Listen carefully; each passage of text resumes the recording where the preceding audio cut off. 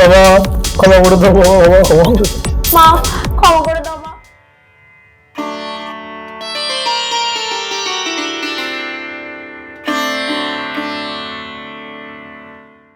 সব ভালো করো মা, রক্ষা করো মা।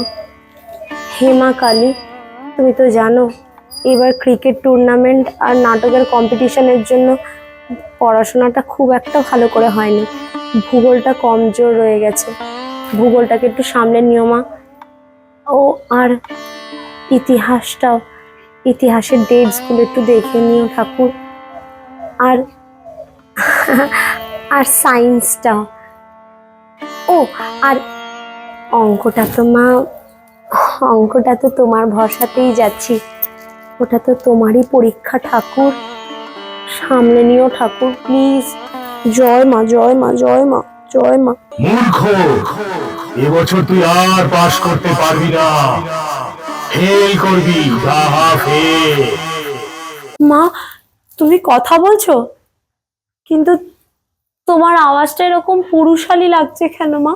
মূর্খ বালিকা, মা নয়, মা নয়, মায়ের পায়ের তলায় দেখ। আরে মা বাবা সবই তো এক রে, আমরা সর্বত্র বিরাজমান। বাবা বাবা বাবা রক্ষা করো, বাবা রক্ষা করো, রক্ষা করো বাবা। তুই যার সাথে কথা বলছিস সে স্বয়ং দেবাদিদেব মহাদেব। ফেল করবি তুই এবছর, ডাহা ফেল।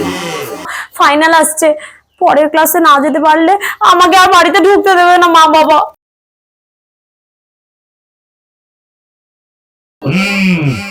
ঠিক আছে, এবারের মতো ক্ষমা করে দিলাম, তবে একটা কথা মনে রাখিস, তোর প্রথম গুরু যাতে তোর উপর সর্বদা সন্তুষ্ট থাকে।